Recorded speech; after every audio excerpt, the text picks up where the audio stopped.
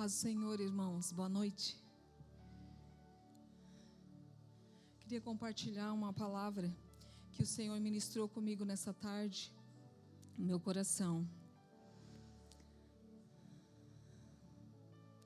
Primeiro vamos orar, entregar a nossa vida ao nosso Senhor. Senhor, nosso Deus e nosso Pai, obrigada, Senhor, por estarmos aqui na Tua presença.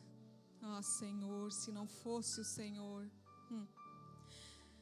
Senhor, bem o Senhor diz que sem Ti nada podemos fazer, Senhor, nada.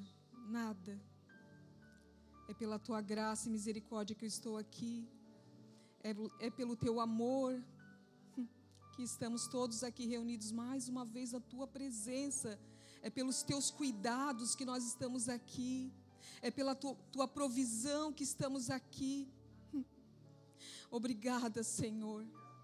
Obrigada, porque o Senhor é um Deus misericordioso. E sempre digo que não atribui segundo as nossas faltas.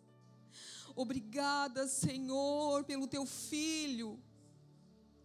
Obrigada pelo Teu Filho. Obrigada, porque é pelo Teu Filho que nós estamos aqui. Foi Ele que morreu por nós naquela cruz, para perdão dos nossos pecados, e nos reconciliou contigo. Por isso nós estamos aqui. Louvado seja o Teu nome, engrandecido seja o Teu nome. Esse culto é para Ti. Senhor, tudo vem de Ti e tudo volta para Ti. Por isso, Senhor, perdoa os nossos pecados, perdoa as nossas faltas, perdoa tudo que nós falamos, pensamos, da forma que agimos. Perdoa, Senhor, nos perdoa, lava-nos, purifica-nos no Teu sangue, Jesus, nessa noite. E recebe a nossa adoração, recebe o nosso louvor, recebe, Senhor. Deus, dai-nos um coração grato, Pai. Dai-nos um coração grato, isso é que Te alegra, Pai, é o coração cheio de gratidão, Pai. Obrigada, Senhor, em nome de Jesus, amém, amém. A palavra de Deus lá em Salmos 32, Salmos 32 diz assim, meu Deus.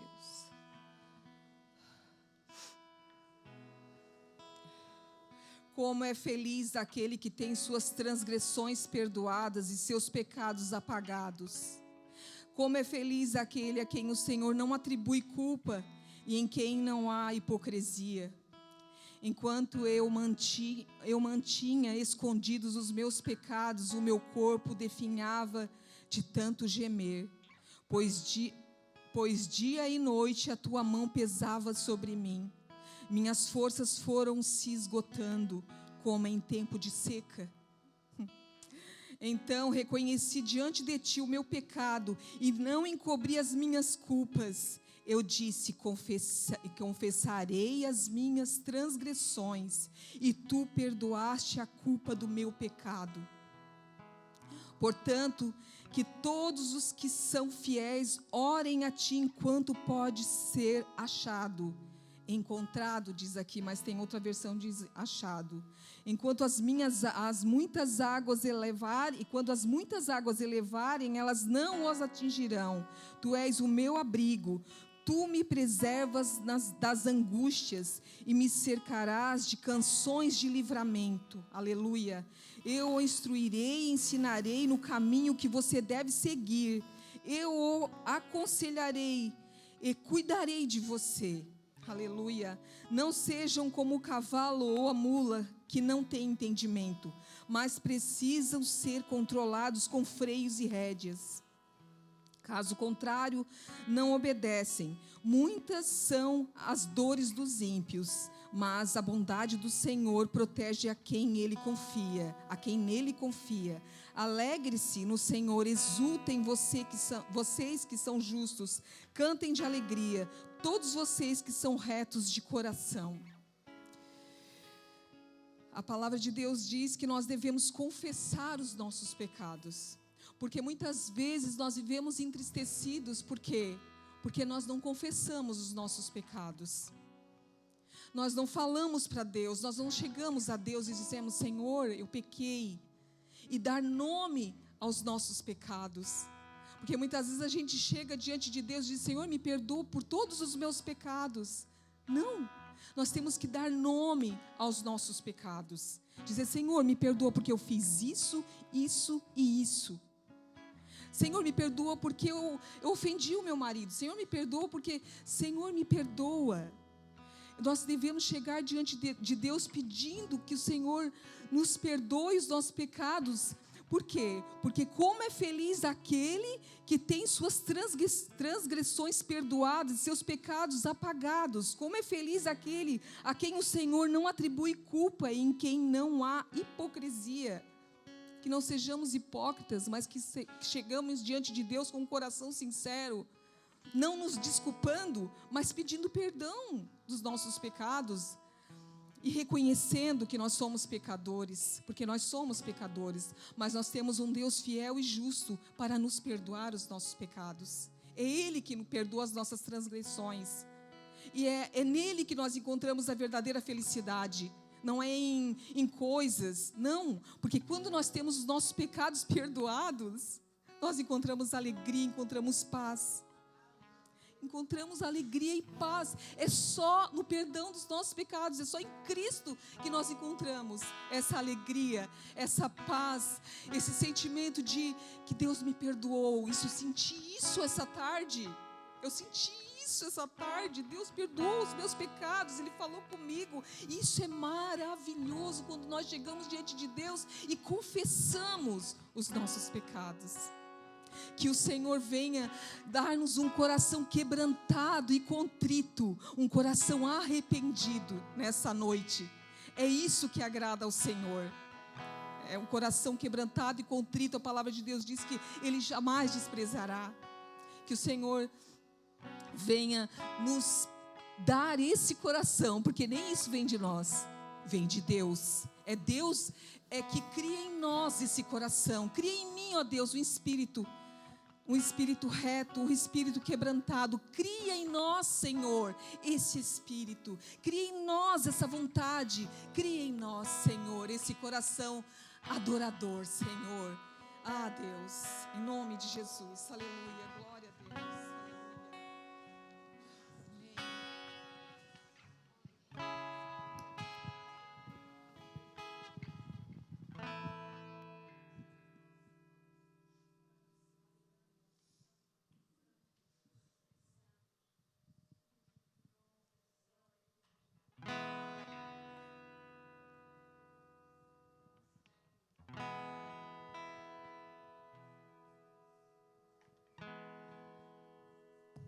Amém, igreja. Vamos continuar nesse espírito de adoração ao Senhor, porque só Ele é digno de louvor, honra e glória. Estamos aqui para cultuar ao Senhor.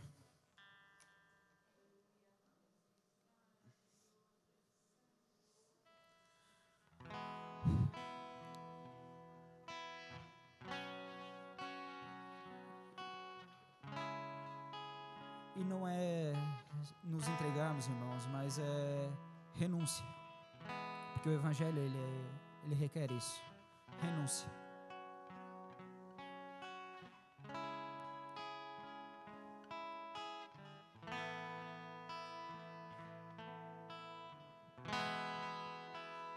O universo chora, o sol se apagou. Ali estava morto o Salvador, seu corpo lá na cruz, seu sangue derramou, o peso do pecado Ele levou.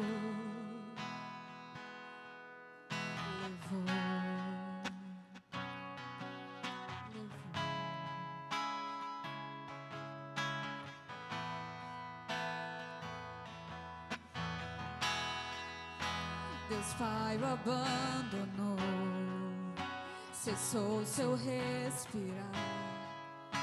Em trevas se encontrou o Filho.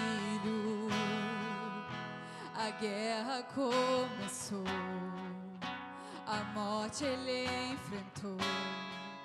Todo o poder das trevas vencido foi.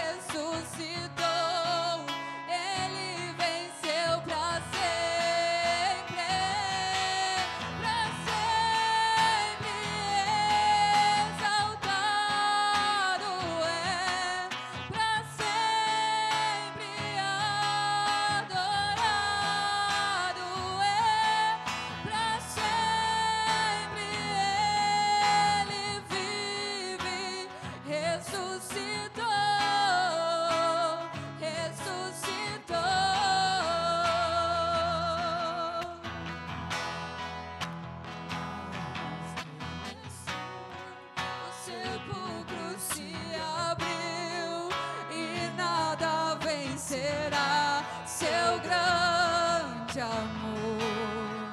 Ó morte, onde estás? O Rei ressuscitou. Ele venceu pra sempre,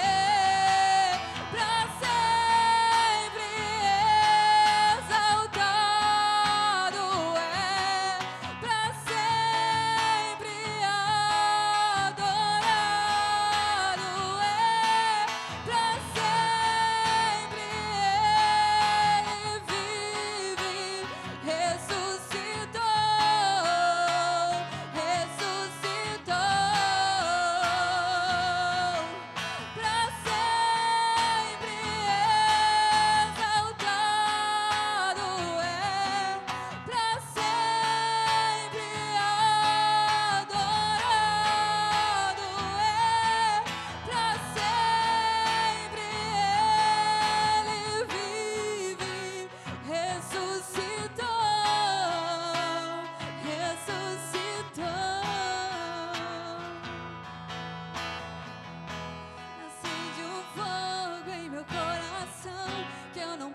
Conter, que eu não tenho controle. Eu quero mais de ti, Deus. Eu quero mais de ti, Deus. Acende um fogo em meu coração que eu não possa conter, que eu não tenho controle. Eu quero mais de ti, Deus. Queremos mais de ti, Deus. Acende um fogo em meu coração que eu não possa conter, que eu não tenho controle. Eu quero mais de ti, Deus. Eu quero mais de ti, Deus.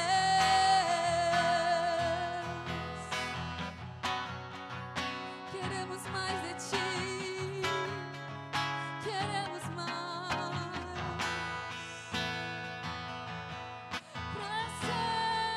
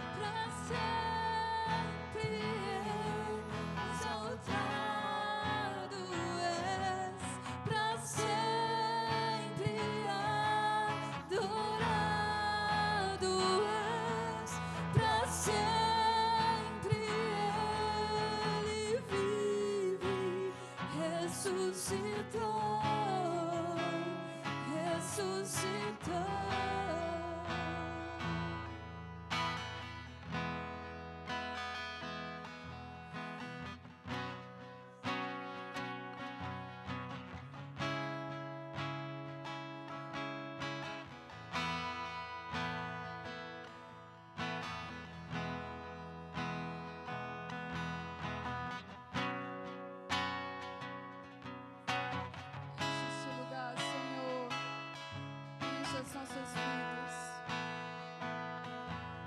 Tu que estás assentado sobre os querubins,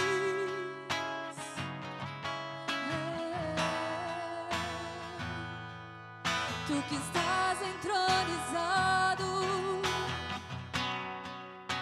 em meio aos serafins,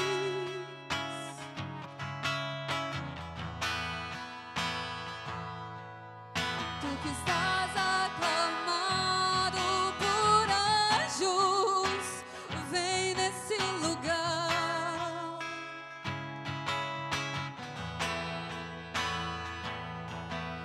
Tu que estás assentado sobre o trono de glória,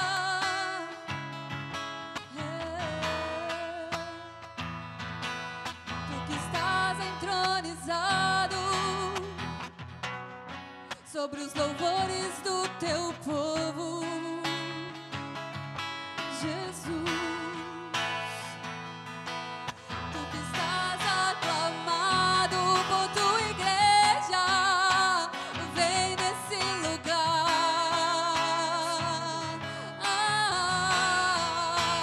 Vem nesse lugar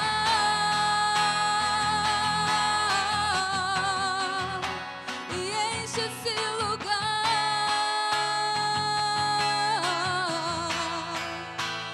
Vem nesse lugar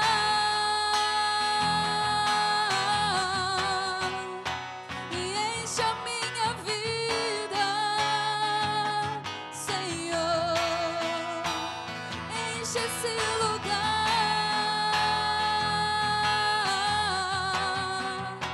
e vem nesse lugar.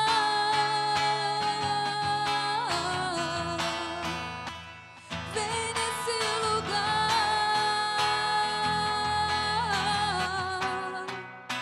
e enche as nossas vidas, Senhor Jesus.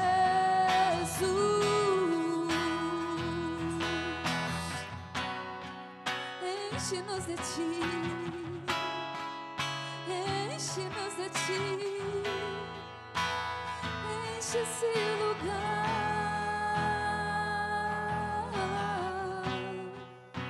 e vem nesse lugar.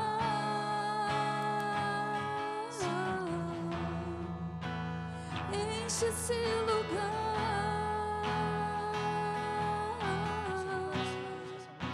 e enche esse lugar. Sobre cada um de nós, Senhor Deus, com a tua graça e a tua misericórdia, Senhor. Porque só tu és santo, Senhor Deus. Devemos ser santo porque tu és santo, Senhor Deus. Nos ajuda nessa caminhada, Senhor.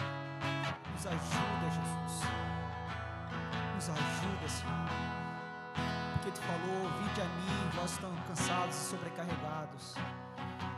Nós estamos, Senhor Deus, cansados. Precisamos de ti, Jesus. Precisamos do teu descanso, Senhor Deus.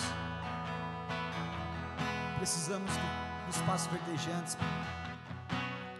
O Senhor fala que encontramos repouso e descanso, Senhor Deus. Venha nos encher de ti, da tua palavra, dia a dia, nessa noite, Senhor Deus. Para que possamos meditar nela durante dia e noite. Porque essa é a bem-aventurança, Senhor. Que possamos meditar, Senhor, nas coisas do alto. Possamos pensar, Senhor Deus, meditar naquilo que agrada o Senhor, para a glória de Deus. Toque nossos corações, Senhor. Sonda-nos, Senhor Deus, porque precisamos de Ti. Possamos Te adorar em espírito e verdade, Pai. Que esse louvor suba com aroma suave para Ti, Jesus. Precisamos de Ti, Senhor. Precisamos de Ti, Senhor. Ah, Pai. Como o peixe precisa da água para sobreviver, Senhor. Como o pássaro precisa do ar para voar, Senhor. Nós precisamos de Ti para estar de pé, Senhor. Todos os dias. E a Sua misericórdia é a causa de nós não sermos consumidos, Senhor Deus.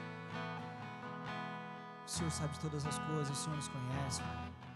O Senhor sabe nossos passos. os nossos pensamentos, as nossas orações, o nosso deitar, o nosso levantar. O Senhor conhece o mais profundo da nossa alma, Senhor. Portanto, Senhor Deus, nos ajuda, Pai, a Te adorar em espírito e verdade, Senhor Deus, nessa noite. Possamos, Senhor Deus, porque dEle, por Ele, para Ele são todas as coisas, para Ti são todas as coisas, Pai.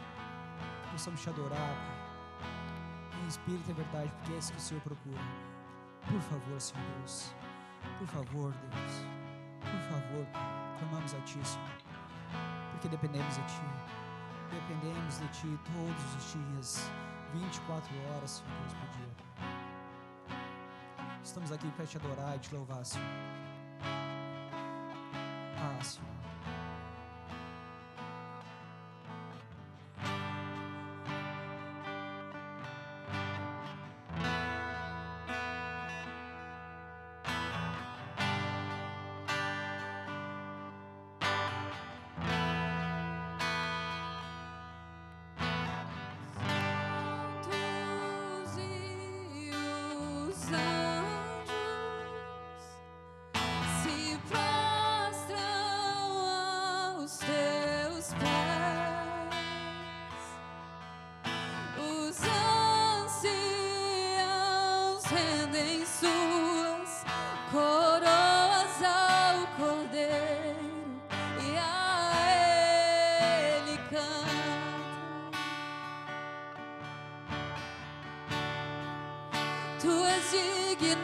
De tudo,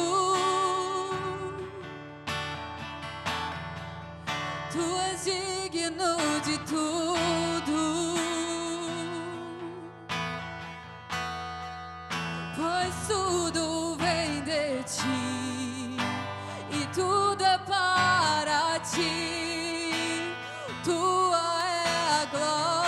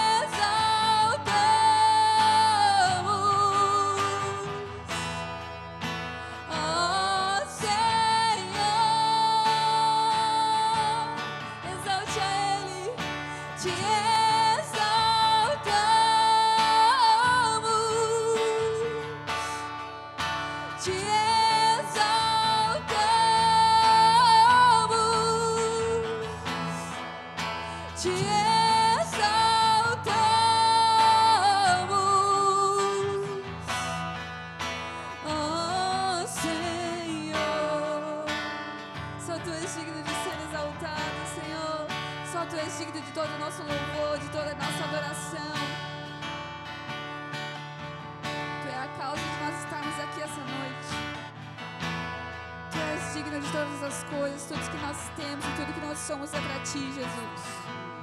Digno Tu és, só a Te adoramos, só a Te rendemos graça. Digno, digno, digno Tu és, santo, santo, santo Tu és, Jesus.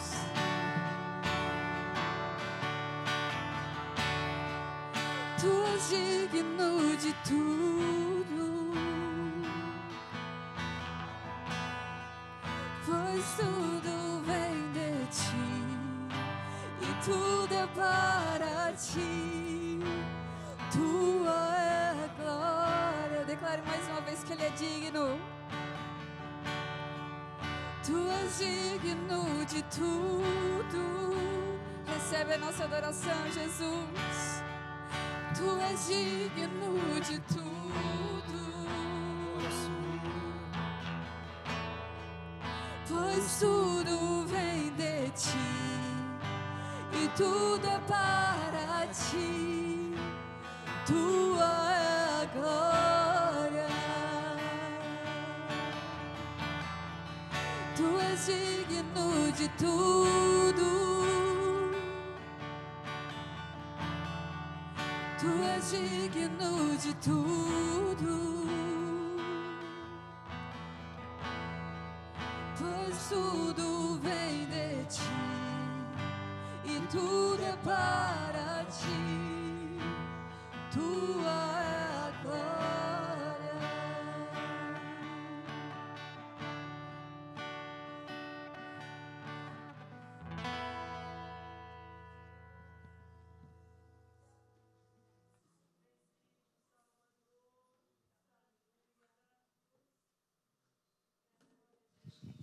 Boa noite, meus irmãos. Vocês podem tomar os seus assentos, hein? Descansem um pouco. Abram as suas Bíblias em Hebreus, capítulo 7. E vamos dar continuidade à nossa série de estudos no livro de Hebreus.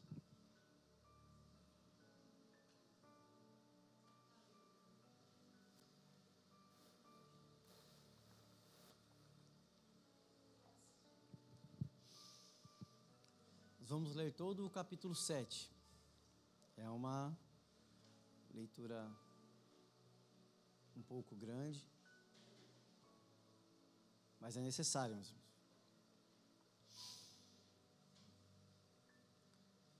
Tudo bem com vocês?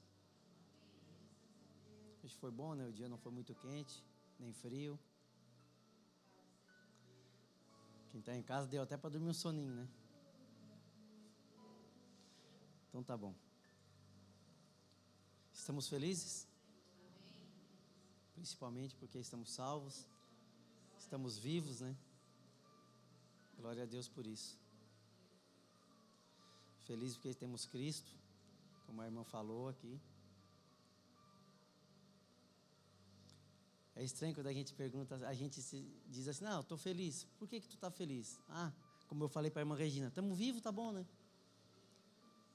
Ou estamos bem empregados, né? Temos o que comer, quando na verdade nossa resposta deveria ser, né? Temos Cristo, tá bom. Se não tivesse vivo, tá bom. Se tivesse doente, estava bom. Desempregado, tá bom também. Porque todas as coisas são secundárias quando Cristo é o principal na nossa vida. Ou deveria ser, né? E é justamente sobre isso que Hebreus fala, né? Todo o livro de Hebreus está defendendo uma tese de que Cristo é melhor do que todas as coisas. Vamos ler o capítulo 7? Começa assim: esse Melquisedeque era rei de Salém. Por que ele está falando que começa assim, ó, esse Melquisedeque? Porque ele está dando continuidade ao texto que a gente encerrou no último estudo. Olha o versículo anterior, diz assim: Jesus entrou ali por nós, ele se tornou nosso eterno sumo sacerdote, segundo a ordem de Melquisedeque. Aí ele fala, quem é esse Melquisedeque? Daí agora ele vai falar, esse Melquisedeque que a gente ouviu lá, ele era rei de Salém, também sacerdote do Deus Altíssimo. Quando Abraão regressava para casa, depois de derrotar os reis, Melquisedeque foi ao seu encontro e o abençoou. Então Abraão separou a 10ª parte de tudo e a entregou a Melquisedeque, cujo nome significa Rei da Justiça, enquanto o rei de Salém quer dizer Rei da Paz. Não há registro de seu pai, nem de sua mãe, nem de nenhum de seus antepassados, nem do começo, nem do fim de sua vida.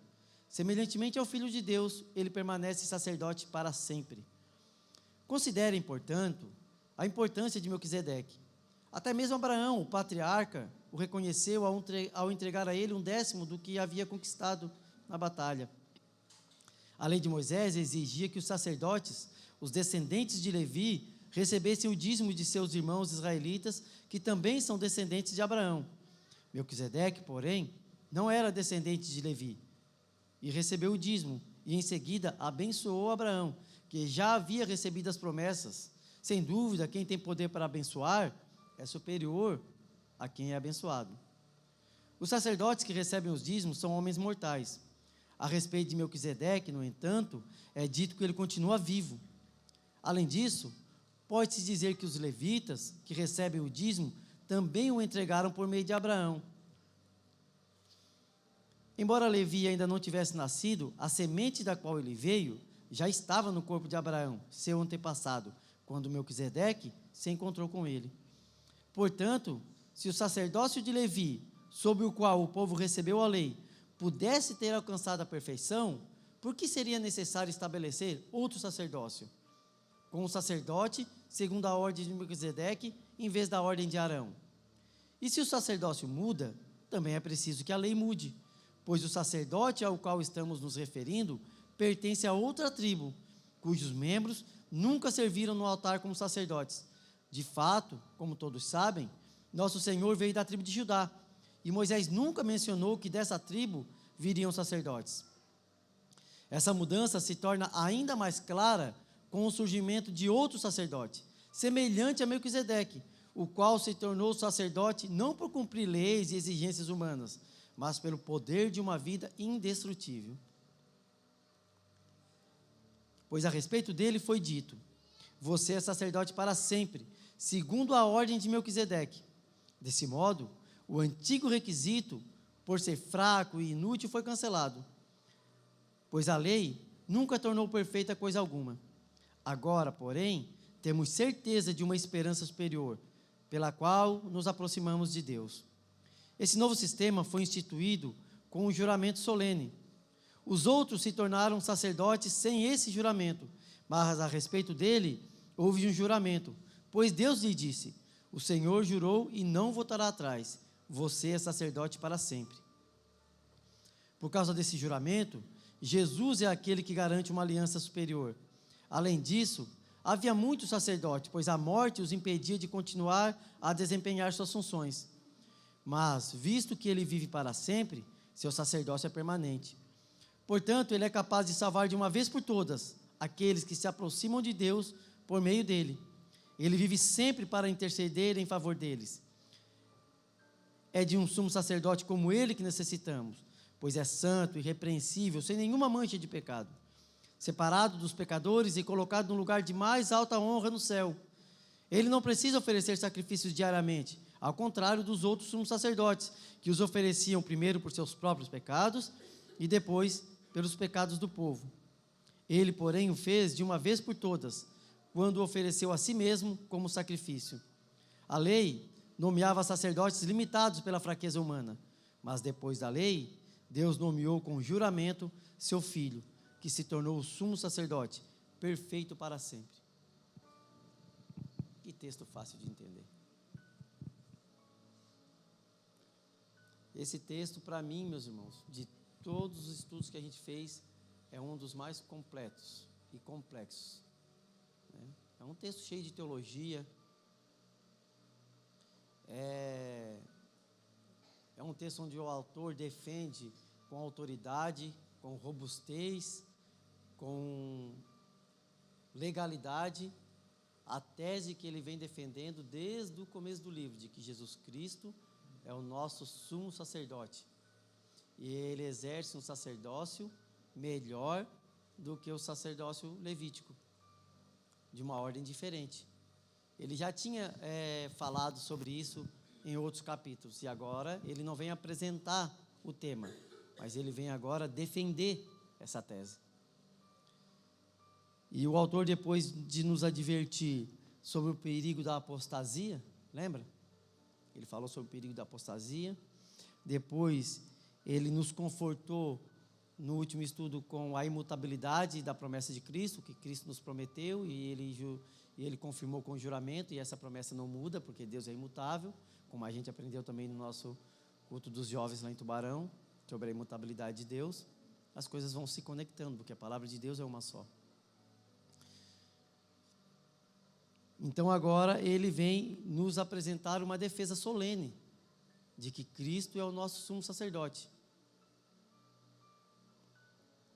E por que eu digo que ele não vem apresentar o tema? Porque ele já tinha falado isso no capítulo 2, ele tinha falado isso no capítulo 3, ele tinha falado isso no capítulo 4 e no capítulo 5. Ele tinha falado sobre que Jesus era o nosso sumo sacerdote, um sacerdote da ordem de Melquisedeque. Agora ele pega todo esse capítulo para apresentar e defender essa tese. Então ele começa falando quem é esse homem. E alguns estudiosos afirmam que esse texto, ele é o vértice da carta. Todos os temas antes dele, todos os capítulos antes dele, eram preparatórios para essa carta, para esse capítulo. E todos os outros são fluidos desse capítulo. Então esse capítulo é o centro, ele é o vértice, ele é para onde tudo converge. A gente também não pode esquecer de algo que a gente já comentou, o motivo pelo qual o autor escreveu essa carta. E é interessante que a gente relembre isso, para que a gente, toda vez que a gente ler essa carta, a gente for estudar essa carta, a gente tenha isso em mente. O motivo pelo qual o autor escreveu essa carta. Os leitores dessa carta eram judeus, que tinham se convertido ao cristianismo. Mas por causa da perseguição, que estava se tornando muito dura, eles estavam sendo persuadidos, convencidos, e estavam pensando em deixar o cristianismo e voltar para o judaísmo. Abandonar a religião cristã, apostatar da fé. E voltar à antiga religião.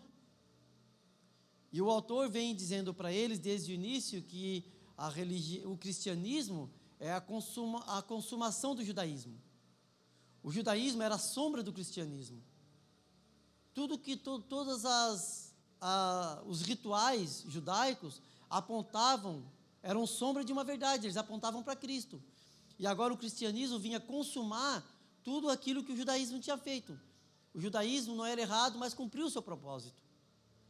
Assim como a lei cumpriu o seu propósito, sai de cena e entra agora a verdade, que é Cristo. Ele está querendo nos provar que abandonar o cristianismo e voltar para o judaísmo é deixar da luz e voltar às sombras.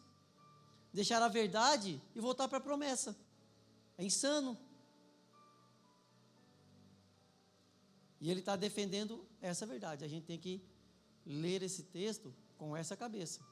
O que é que o autor está querendo defender com isso? De que Cristo é melhor. De que não se deve voltar atrás. De que eles prosseguiram, eles avançaram, eles deram um passo à frente. Não podem retroceder. E ele começa então dizendo, no capítulo 7, algumas verdades sobre o sacerdócio de Melquisedeque e o sacerdócio de Jesus Cristo. A gente vai ver algumas coisas sobre a singularidade do sacerdócio de Melquisedeque, por que ele é singular, por que esse sacerdócio ele é superior.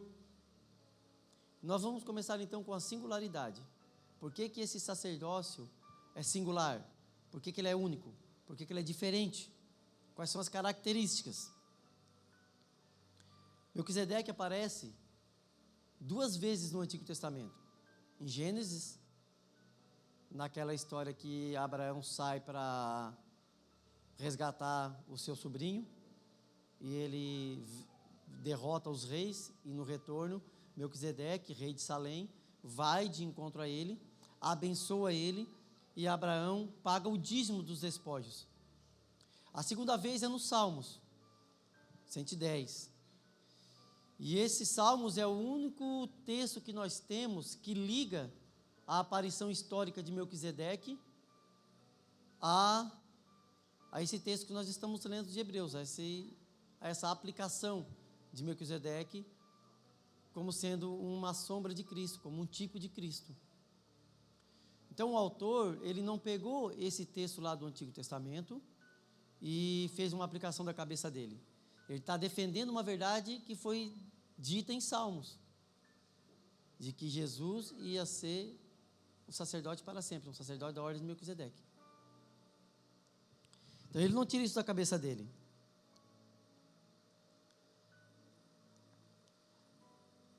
E a primeira verdade que a gente pode ver sobre a singularidade do sacerdócio de Melquisedeque é no versículo 1, a elevada posição dele. Vamos ler o versículo 1. Esse Melquisedeque, ele era rei de Salém e também sacerdote do Deus Altíssimo. Ou seja, Melquisedeque, ele não foi nomeado por homens, mas ele foi nomeado pelo próprio Deus. Ele não herdou esse sacerdócio por causa da sua genealogia. Ele herdou esse sacerdócio do próprio Deus, porque ele não era da tribo levítica. Ele não era descendente de Abraão. Ele não era filho de Levi. Ele não era da tribo de Levi. Então a grandeza dele vem quando essa posição de sacerdote não vem por causa da sua linhagem. Ele não herdou por causa do seu sangue. Ele não foi nomeado por nenhum homem. Ele herdou do próprio Deus. Ele era sacerdote do Deus Altíssimo.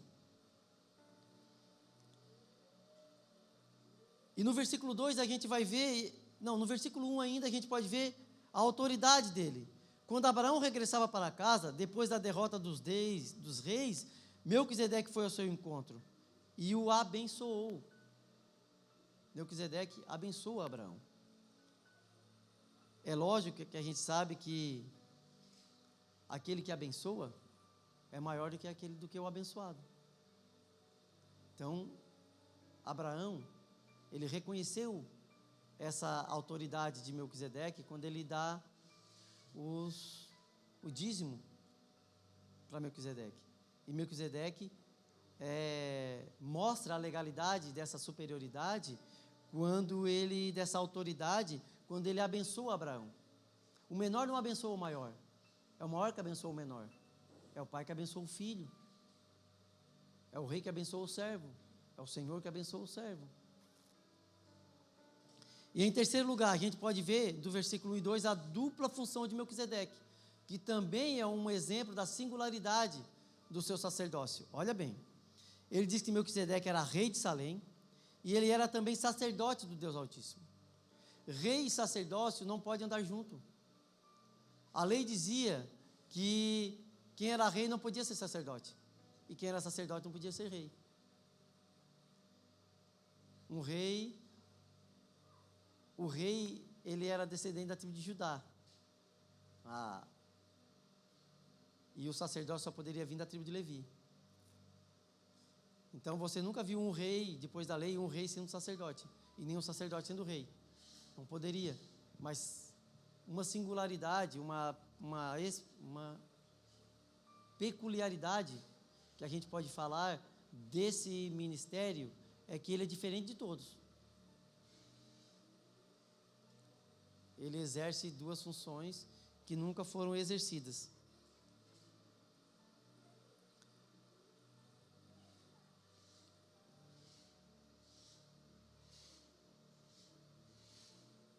Vamos continuar. Nós temos que ter paciência, irmão, porque esse texto é denso. Depois da dupla função de Melquisedeque, a gente vai ver a singularidade no versículo 3, que ele diz assim: não há registro de seu pai, nem de sua mãe, nem de nenhum de seus antepassados, nem do começo, nem do fim de sua vida.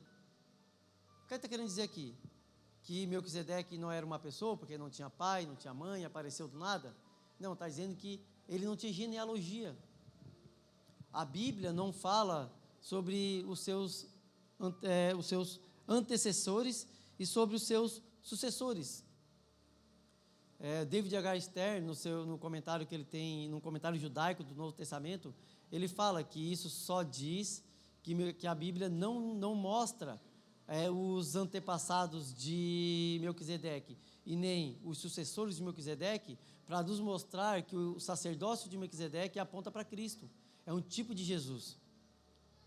Assim como Cristo não tem genealogia humana, mas ele não tem pai humano, então ele sempre existiu como palavra e sempre existe, assim Melquisedeque, sem ter mostrado na Bíblia a sua genealogia, mostra que ele é um tipo de Cristo, ele aponta para Cristo. Por isso que ele é um sacerdócio de uma ordem diferente. Não é uma ordem de lei, porque ele não vem da tribo de Levi. Ele não tem tribo, ele não tem início, ele não tem fim. Em quinto lugar, a perpetuidade de seu sacerdócio. Quando diz, no final do versículo 3, que semelhante ao Filho de Deus, ele permanece sacerdote para sempre. Seu sacerdócio não teve fim, porque o sacerdócio levítico tinha fim com a morte. Os sacerdotes morriam, mas Melquisedeque não morreu. Nós não temos demonstração ou registros de que ele morreu. A gente sabe que ele morreu, mas nós não temos os registros, justamente para mostrar que o seu sacerdócio, como nós não temos a sua morte registrada, ele é um tipo de Cristo, que sem morte, então seu sacerdócio permanece. Por que ele está tentando mostrar isso de Melquisedeque? Para depois mostrar que Melquisedeque, ele apontava para Cristo, e para nos mostrar o valor do sacerdócio de Cristo. Vocês estão conseguindo acompanhar, meus irmãos?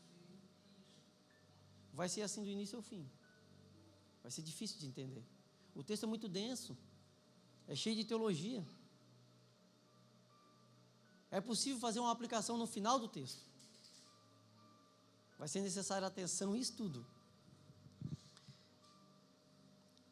Em segundo lugar, a gente pode ver a superioridade do sacerdócio de Melquisedeque. Primeiro a gente viu a singularidade, e agora a gente vai ver a superioridade. Por que o sacerdócio de Melquisedeque, ele é maior, ele é melhor, ele é superior do que o sacerdócio levítico? Por que então que ele é melhor do que a lei? Por que ele está falando isso? Porque os cristãos estavam querendo voltar à religião judaica. Eles estavam querendo voltar a se submeter ao sacerdócio da lei, ao sacerdócio levítico. E ele está tentando mostrar a superioridade do sacerdócio de Melquisedeque, porque é a ordem da qual fluiu ou nasceu o sacerdócio de Cristo. Essa é a ligação que nós temos. A gente viu então que o sacerdócio de Melquisedeque é singular, e agora a gente vai ver que ele é superior. Melquisedeque é grande porque ele recebeu o dízimo de Abraão. Olha o versículo 4 e 5. Vamos acompanhando. Está com a Bíblia aberta aí, né? O crente ouve o sermão com a Bíblia aberta, irmão. Vendo se o pregador não está falando besteira. Considerem, portanto, a importância de Melquisedeque. Até mesmo Abraão, o patriarca, a recebeu ao entregar a ele 1/10 do que havia conquistado na batalha. A lei de Moisés exigia que os sacerdotes, os descendentes de Levi, recebessem o dízimo de seus irmãos israelitas, que também são os descendentes de Abraão.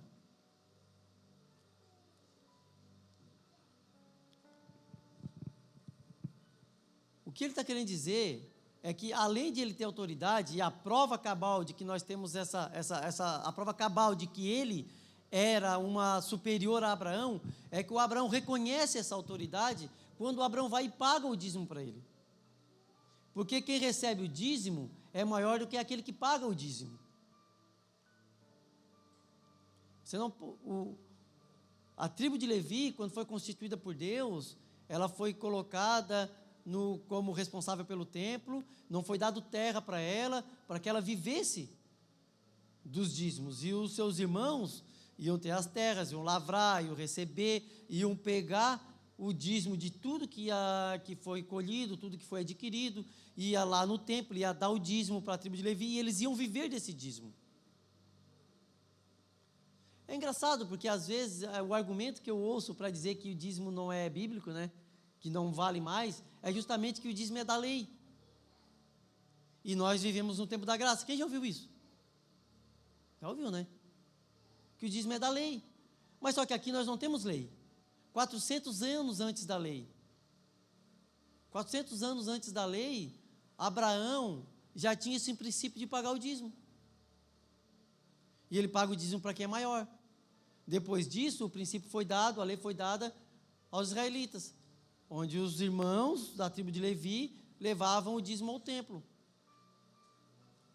Mas então, o dízimo, ele foi estabelecido antes da lei. Ele entrou em vigor antes da lei. Continuou em vigor durante a lei e continua em vigor depois da lei. Melquisedeque não foi um sacerdote levítico. Ele não foi estabelecido sacerdote pela lei. Foi antes da lei. E ele recebeu o dízimo de Abraão, de quem os levis eram os descendentes. Ou seja, Abraão é maior que os levitas. E ele pagou o dízimo a Melquisedeque.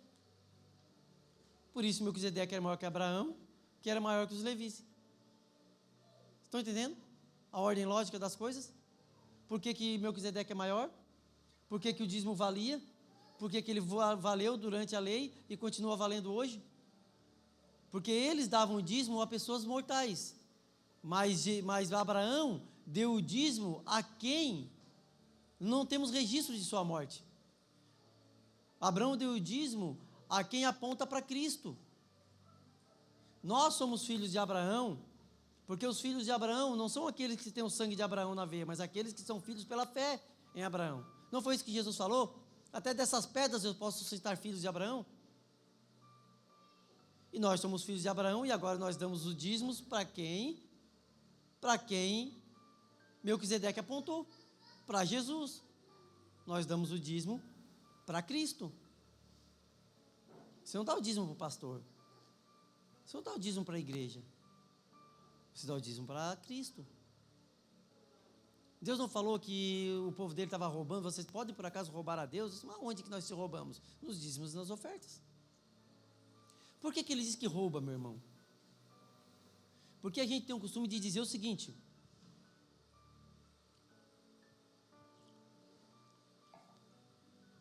é 8:55 já.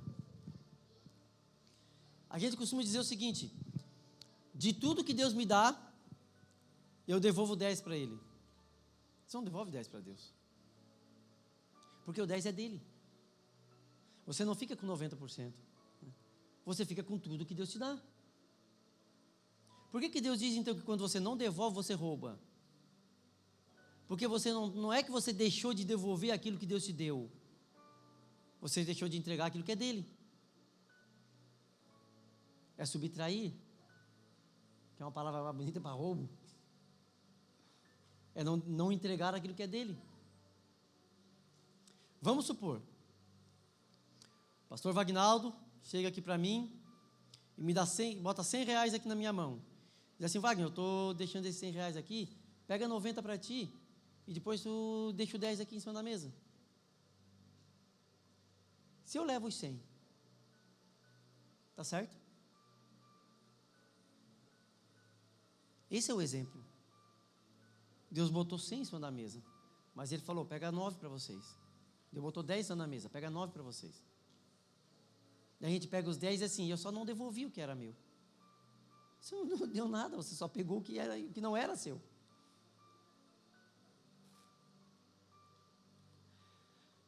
Agora ou a gente acredita nesse princípio e a gente coloca isso em prática, e eu não estou falando isso para vocês, estou falando para mim também, que isso daqui bateu muito de frente comigo, falando, ou a gente toma esse princípio como verdade e bota em prática, porque a gente crê em Deus, ou a gente simplesmente acha que isso é besteira, e junto com isso a gente coloca toda a escritura, porque você não pode rejeitar somente aquilo que te agrada, ou você rejeita tudo ou você não rejeita nada, Ou você aceita tudo, ou você não aceita nada.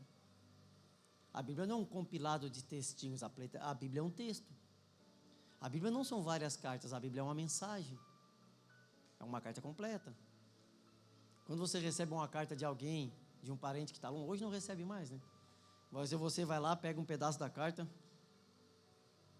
joga fora, vou ler só metade da carta. Você lê toda a carta. A Bíblia é uma carta. Continuamos, meus irmãos. Melquisedeque é maior que Abraão porque recebeu o dízimo e o abençoou. Versículo 2. Não, versículo 2 não, meu irmão, versículo 6 e 8. Melquisedeque, porém, não era descendente de Levi. Recebeu o dízimo e em seguida abençoou Abraão, que já havia recebido as promessas. Sem dúvida, quem tem poder para abençoar é superior a quem é abençoado. Ou seja, Melquisedeque é superior a Abraão. Abraão é superior aos levitas, Melquisedeque é superior aos levitas. Ou seja, o sacerdócio de Melquisedeque é maior do que o sacerdócio dos levitas. Além disso, pode dizer que os levitas que recebem o dízimo também o entregaram por meio de Abraão.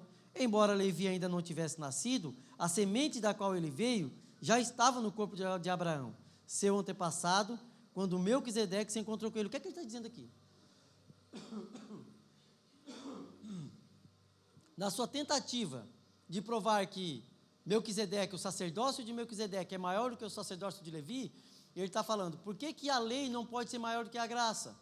Por que que os levitas não podem ser maior que Melquisedeque? Porque Levi não tinha nascido ainda, mas a semente de Levi estava em Abraão. E quando Abraão deu o dízimo para Melquisedeque, consequentemente, os levitas estavam ali, dando o dízimo a Abraão. Ou seja, eles são menores do que Abraão, menores do que Melquisedeque. Continuamos. Portanto, se o sacerdócio de Levi, sob o qual o povo recebeu a lei, pudesse ter alcançado a perfeição, por que seria necessário estabelecer outro sacerdócio, com o sacerdote segundo a ordem de Melquisedeque, em vez da ordem de Arão? O que é que ele está falando? Por que foi necessário um outro sacerdote? Por que a Bíblia fala de um sacerdote da ordem de Melquisedeque, se o sacerdócio de Levi, se os sacrifícios da lei conseguissem alcançar a perfeição? Para que nós precisamos de Cristo? Se os sacrifícios do Antigo Testamento fossem suficientes. É claro que eles nunca conseguiram alcançar a perfeição. É claro que eles nunca conseguiram perdoar pecados. É claro que eles nunca conseguiram justificar. Por isso era necessário que um outro sacerdote fosse suscitado, fosse levantado, mas não da mesma ordem, de uma outra ordem. De que ordem? Da ordem de Melquisedeque. Continuamos. E se o sacerdócio muda, também é preciso que a lei mude, pois o sacerdote ao qual... Está no versículo 12, né? E se o sacerdote muda, também é necessário que a lei mude, pois o sacerdote ao qual estamos nos referindo pertence a outra tribo, cujos membros nunca serviram no altar como sacerdote. De fato, como todos sabem, nosso Senhor veio da tribo de Judá, e Moisés nunca mencionou que dessa tribo viriam sacerdotes. O que é que ele está falando? O primeiro sacerdócio, o sacerdócio de Levi, ele era escolhido segundo a lei. Ele era por causa da genealogia. Mas só que Melquisedeque não. Ele era de uma outra ordem. Ele não foi estabelecido por causa da sua linhagem. Ele era de uma outra tribo. Olha só, ele está falando que Melquisedeque que Jesus era sacerdote da ordem de Melquisedeque. Melquisedeque era um outro tipo de sacerdócio. Agora aqui, ele começa a fazer a transição do sacerdócio de Melquisedeque para o sacerdócio de Cristo. Agora ele vai começar a falar de Jesus, mostrando que ele mostrou que Melquisedeque era melhor do que a lei, e agora ele fala que Melquisedeque era uma sombra de Cristo, do sacerdócio de Jesus. Agora ele vai falar por que o sacerdócio de Jesus é melhor, e por que os hebreus não podem deixar o sacerdócio de Cristo e voltar para a lei, por que eles não podem abandonar o cristianismo e voltar para o judaísmo. Ele diz, porque era necessário que um outro sacerdote, ele disse, se o sacerdócio muda, é necessário que a lei mude, não é verdade? Mas eles eram levantados da lei. A lei dizia que tinha que ser de Levi, da tribo de Levi, não podia ter outro sacerdote. Tinha que sair de Levi, mas Jesus não era da tribo de Levi. Jesus era da tribo de Judá. E da tribo de Judá, nunca teve sacerdote da tribo de Judá, não podia ter sacerdote da tribo de Judá. Ou seja, o que é que tem que fazer então para isso acontecer? A lei tem que mudar. E foi isso que Deus fez. Deus mudou a lei para que o sacerdócio de Levi fosse encerrado. Cumpriu o seu propósito. Apontava para Cristo. Recolheu as cortinas, saiu do palco e entra agora o verdadeiro sacerdote de uma outra ordem, da ordem real, da ordem de Judá, um que é rei e sacerdote. Moisés nunca mencionou dessa tribo viriam sacerdotes. Versículo 15. Essa mudança se torna ainda mais clara com o surgimento de outro sacerdote, semelhante a Melquisedeque. Opa, agora ele está falando de um outro sacerdote, não está falando mais de Melquisedeque, agora de outro, da mesma ordem, de uma ordem real, que não veio da tribo de Levi, da tribo de Judá. Quem é esse outro? O qual se tornou sacerdote não por cumprir leis e exigências humanas, mas pelo poder de uma vida indestrutível, pois a respeito dele foi dito: você é sacerdote para sempre, segundo a ordem de Melquisedeque. Aqui ele está citando Salmo 110, versículo 4. Você pode abrir se você quiser, mas eu vou dar continuidade. Ele está dizendo que esse sacerdote, ele não veio porque ele era de uma tribo. Ele não recebeu esse cargo porque ele era da linhagem de Levi. Ele recebeu porque ele tinha uma vida impecável, uma vida indestrutível. Ele recebeu porque ele era Deus. Ele é sacerdote não porque ele era de uma tribo, não porque uma lei exigia. Ele é sacerdote porque ele era o próprio Deus. Cristo, uma vida indestrutível, sem pecado, infalível. Só Ele pode salvar. E ele cita os Salmos: você é sacerdote para sempre, segundo a ordem de Melquisedeque. Desse modo, o antigo requisito, por ser fraco e inútil, foi cancelado. Qual é o antigo requisito? A lei. A antiga exigência. O sacerdócio que vinha por causa da linhagem, porque a lei exigia, aquilo lá foi cancelado, foi encerrado. Por quê? Porque era inútil, porque era fraco. Porque os sacrifícios eram feitos por homens pecadores, por homens imperfeitos, em favor de homens imperfeitos. Era uma sombra do verdadeiro sacrifício. Então ele tinha que ser encerrado porque ele era inútil, porque ele não poderia justificar. E é para lá que os cristãos estão querendo voltar. Para acreditar nesse tipo de sacrifício, imperfeito, inútil, inviável, porque era feito por homens imperfeitos. Porque, olha só, pois a lei nunca tornou perfeita coisa alguma. Agora, porém, temos certeza de uma esperança superior, pela qual nos aproximamos de Deus. A lei não conseguiu justificar. A lei, meu irmão, não veio para salvar. Apesar de que ela é santa e justa, mas não veio para salvar. A lei veio para nos mostrar quem nós somos. A lei veio para revelar quem nós somos. A lei revela o caráter de Deus. Quando a gente se depara com a lei, a gente se depara com o caráter de Deus. A gente olha para o que a lei exige e a gente vê, é assim que Deus é. Deus não peca, Deus não mente, Deus não rouba, Deus não faz isso, Deus não faz aquilo. Então eu tenho que ser desse jeito. Então ela revela quem eu sou. E quando eu vou tentar cumprir a lei, eu vejo que eu sou imperfeito, que eu sou incapaz, que eu não posso cumprir aquilo dali. Então ela me leva para quem?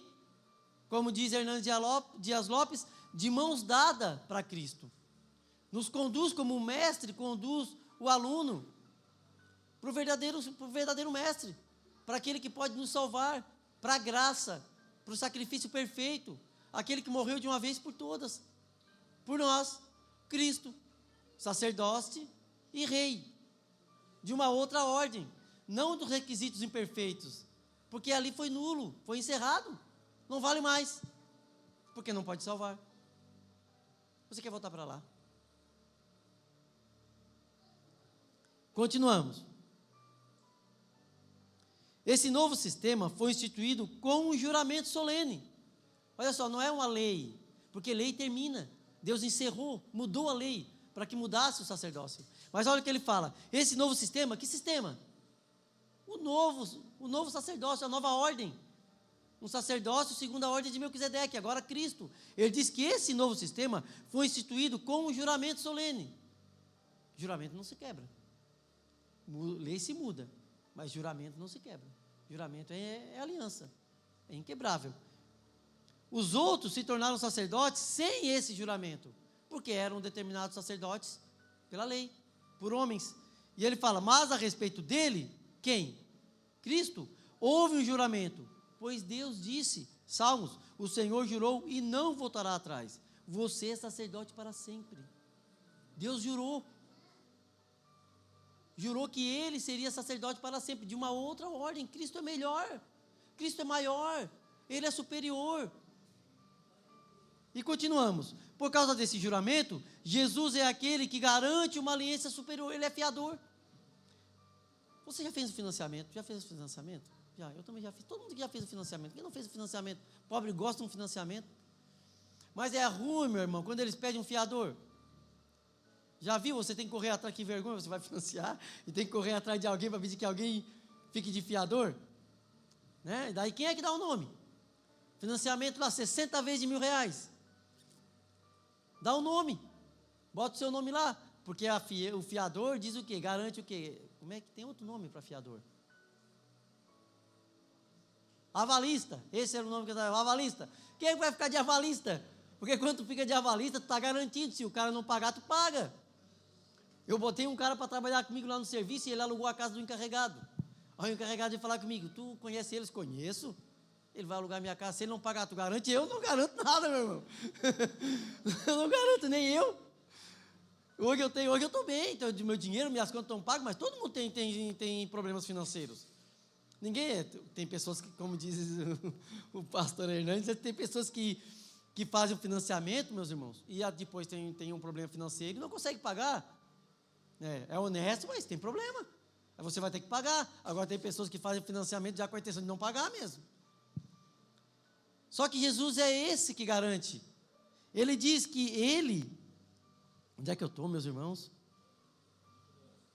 22. Por causa desse juramento, Jesus é aquele que garante uma aliança superior. Ele é o fiador, ele é o avalista desse juramento. É ele que garante que essa aliança é inquebrável, é ele que garante a salvação. É ele que garante que a morte sacrificial dele na cruz pagou por todos os nossos pecados. É ele que garante que ele cumpriu a justiça de Deus, que ele satisfez a justiça de Deus.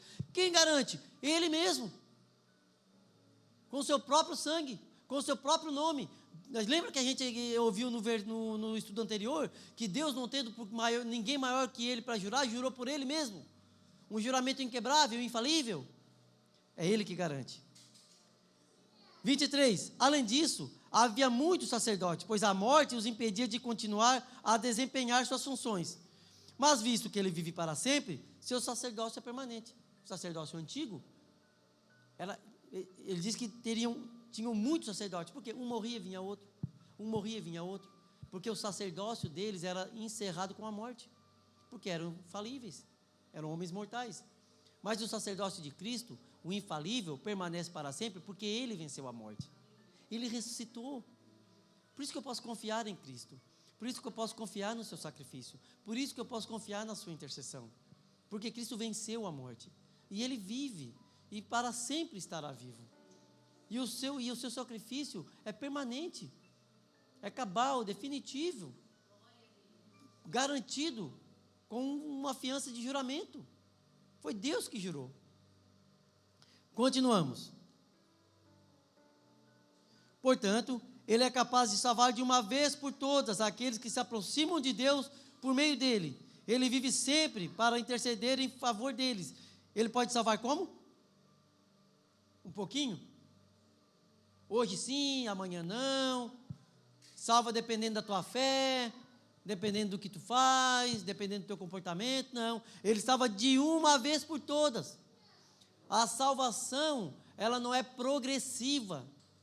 Deus não salva um pouco hoje, um pouco amanhã, até a gente alcançar a plenitude da salvação. Não, ele salva de uma vez por todas.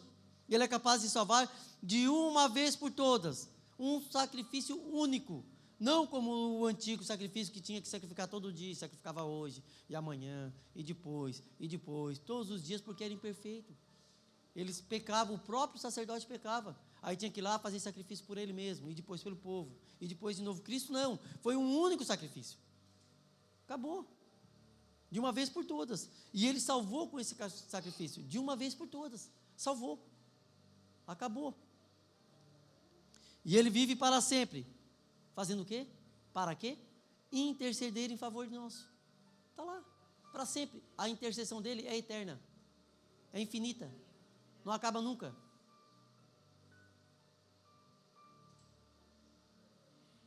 Isso conforta, né, irmãos? Estava pensando nisso. Está sempre intercedendo. Você vai morrer e ele vai estar lá. Você peca e ele intercede. Você peca e ele intercede. Você peca e ele intercede. O sacrifício dele está vivo, contínuo. Não é um sacrifício que ele fez uma vez, né? Ele é cabal, definitivo, foi feito uma vez, mas ele sobrevive. O poder do sacrifício sobrevive. Você pecou hoje, o poder do sacrifício intercedeu por você diante da justiça de Deus. Você pecou amanhã, o poder do sacrifício intercedeu novamente diante da justiça de Deus. E sempre, até o dia da sua morte. Um sacrifício para sempre. É o que ele fala. Ele vive para sempre para interceder em favor deles. É de um sumo sacerdote desse, como ele, que a gente precisa. Nós não precisamos de um sumo sacerdote que peca. Nós não precisamos de um sumo sacerdote que tem que sacrificar todas as vezes que a gente peca. A gente precisa de um como este. De um sacerdote definitivo, de um sacerdote perfeito, que fez um sacrifício perfeito e que vive para sempre, para interceder para sempre. É disso que você precisa. Mas por que você precisa de um sacerdote desse? Porque você é santo? Porque você não peca? Justamente o contrário. Porque nós somos pecadores e imperfeitos. Se a salvação dependesse de nós, da nossa própria oração, do nosso pedido de perdão, às vezes nem pedido de perdão a gente pede, nem perdão a gente pede, meus irmãos. Graças a Deus que Cristo conhece o nosso coração e conhece o pecado mesmo antes de a gente pecar. Conhece as nossas palavras mesmo antes de elas virem às nossas bocas. Porque Ele intercede por nós. É de um sumo sacerdote desse que a gente precisa. Como? Pecador? Como os outros? Que tinham que interceder, sacrificar por eles mesmos? Não. Santo, irrepreensível, sem nenhuma mancha de pecado, separado dos pecadores e colocado no lugar de mais alta honra no céu.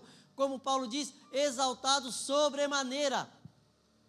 Não pode ser mais exaltado. Não pode ser mais adorado. Não. Nem contra a palavra, meu irmão. Não tem. É isso mesmo. Exaltado sobremaneira. Não pode ser mais exaltado do que ele já é. Ele cumpriu de uma vez por todas. E é de um sumo sacerdote desse que a gente precisa. Ele não precisa oferecer sacrifício diariamente. Ao contrário dos outros sumos sacerdotes, que ofereciam primeiro por seus próprios pecados e depois pelos pecados do povo. Ele, porém, o fez de uma vez por todas, quando ofereceu a si mesmo como sacrifício. É de um sacerdote desse que eu preciso. É de um sacerdote desse que você precisa. É para ele que você precisa correr. Você não precisa correr para outro lugar. Você não precisa ter medo. Porque se você tiver medo de Cristo, se você tiver medo de correr para Cristo, para onde você vai? Para onde nós iremos se só tu tem palavras de vida eterna, Senhor? O que o autor está falando é para os cristãos do primeiro século, dizer, vocês não têm para onde fugir, não voltem para o judaísmo, não voltem para as sombras, não voltem ao passado, lá não tem salvação, lá só tem condenação. Resistam às perseguições, resistam aos dias de tribulações. O que Ele tem preparado para nós nunca entrou no coração do homem. Nunca olho nenhum viu, nem ouvido nenhum ouviu o que Ele tem preparado. Salvação, meus irmãos, salvação garantida, eficaz, excelente, permanente. Salvação nós só vamos encontrar em Cristo, nesse sumo sacerdote perfeito, infalível, irrepreensível, sem mácula, sem pecado. Onde é que você pensa que vai encontrar salvação? Nos sacrifícios do Antigo Testamento? Ou para nós hoje? Se garantir na sua obra, no seu serviço na igreja? Meus irmãos, a lei nomeava sacerdotes limitados pela fraqueza humana. Versículo 28. Mas depois da lei, Deus nomeou com juramento, ou seja, uma nomeação permanente, é uma aliança inquebrável. Ele nomeou com juramento o seu filho, que se tornou o sumo sacerdote perfeito e para sempre. Amém? Não tem para onde fugir, meus irmãos. Você está passando por dificuldade? Corre para Cristo. Você está passando por perseguições? Corre para Cristo. A sua mente está te pregando peça?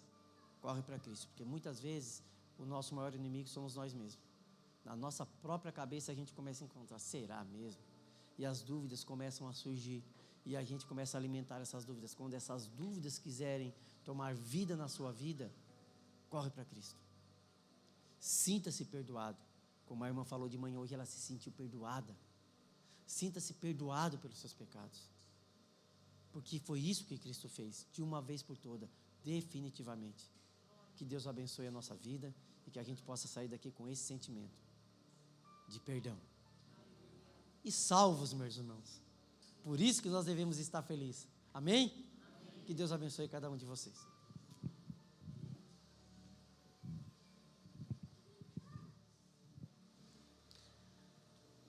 Amém? Esse autor de Hebreus aí, ele que meio que estraga a nossa fé, né? Porque tem muitas igrejas evangélicas aí, irmão, que se dizem cristã, mas que são muito judaicas ainda. Né? Cheio de judaísmos, muito judaizante ainda, cheio de medo. Quando o autor vai falar sobre o sacerdócio de Jesus, sabe o que ele faz? Ele pula por cima de tudo isso. Por cima de toda a lei, todo o judaísmo, toda aquela sombra que Deus criou para trazer até Cristo, e cai lá em Melquisedeque. Interessante, né? Mas muitas igrejas querem viver o judaísmo. Tem muitas igrejas que voltaram para o judaísmo, sabia? Tu vai lá, tem candelabro aqui, tem bandeira de Israel ali, está cheio de vaso desse tamanho, cheio de óleo. É uma coisa arada, irmão. Tu te assusta. Esse dia eu fui numa igreja e comecei a olhar, tinha até aquele sofá, aqui em cima. Eu assim, mas para que isso aí, meu Deus do céu? Mas uma coisa, eu olhei assim, meu Deus. Você limpa isso aí, rapaz. O nosso sacerdote é da ordem de Melquisedeque. Que nós possamos crer que fomos salvos. Tá? Mas faz uma coisa, ó. Olha para onde? Olha firmemente para Jesus. Você quer ter certeza da sua salvação? Quer ter certeza que você foi salvo e foi salvo para sempre? Não tira os olhos de Jesus. Se você olhar firmemente para Jesus, nada pode nos separar do amor de Cristo. Nem a morte, nem a vida, nada. Se agarre com todas as forças em Cristo. E quando você pecar, em pensamento, em pensamento, nós temos um sumo sacerdote para perdoar os nossos pecados. Isso é ser livre, sabia? Isso é liberdade cristã. Não é libertinagem, tá? A graça não é uma licença para pecar. A graça é poder de Deus para nos santificar em gratidão por tudo aquilo que Ele fez por nós. Só assim seremos uma igreja sadia. E não precisa ninguém ficar dizendo para você assim, você está preparado? Se Jesus volta, você está preparado? Preparado. Desde quando Jesus bradou na cruz, está consumado, e eu confiei nessa palavra, eu estou mais que preparado, sabe por quê? Porque eu sou mais que vencedor em Cristo Jesus. Amém? Vamos colocar de pé?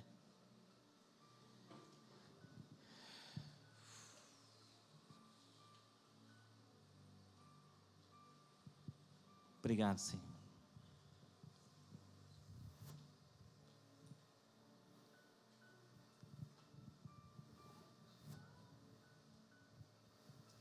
Antes do Espírito Santo nos encher de poder, Ele nos convenceu dos nossos pecados, sabia? E o que nos garante que nós vamos estar no céu é esse convencimento, amém? Então, o convencimento é muito mais importante. Tá? Confie nisso. Porque muitos vão ser usados por Deus e naquele dia vão entender que nunca foram convencidos dos seus pecados. E vão dizer, em teu nome fizemos isso, em teu nome fizemos aquilo, assim, mas tu nunca te convenceu que era um pecador, afasta de mim. Então, cuidado, tá? Tem muita gente que quer ir para o Pentecostes sem ir para a cruz, já falei aqui. Primeiro tem que passar pela cruz. E reconhecer que Jesus morreu por seus pecados, ser convencido dos seus pecados. Aí depois vai buscar revestimento. Não busca antes, senão vai se dar mal. Vai se tornar presunçoso, orgulhoso, se achar melhor que todo mundo e no final vai se decepcionar. Mas se convença. Depois que você se convencer que é pecador, olha firmemente para Jesus e caminha com fé. Tá? Chega com confiança diante do trono da graça. Amém? Obrigado, Senhor. Te damos graças por tudo, por essa palavra, pela vida do irmão Wagner, por o Senhor estar abrindo o nosso entendimento, nos ensinando tantas coisas, nos dando tanta confiança, Senhor, para continuar caminhando em santidade, buscando o revestimento do Seu Espírito Santo, sim, para nos tornarmos mais arrojados para pregarmos a Tua palavra, para testemunharmos o Teu santo nome, para que as pessoas possam olhar para nós e ver Cristo em nós, ver que nós temos uma mente renovada, nós temos a mente de Cristo e que nós não vivemos mais, mas é Cristo que vive em nós. Então, que nós possamos, Senhor, caminhar firmemente, olhando para o Senhor, autor e consumador da nossa fé. Obrigado por tudo, em nome de Jesus, amém. Se Deus é por nós, quem será contra nós? Mas graças a Deus que nos dá a vitória, nosso Senhor e Salvador Jesus Cristo. Vencendo, vem Jesus. Amém. Deus abençoe a vida de todos.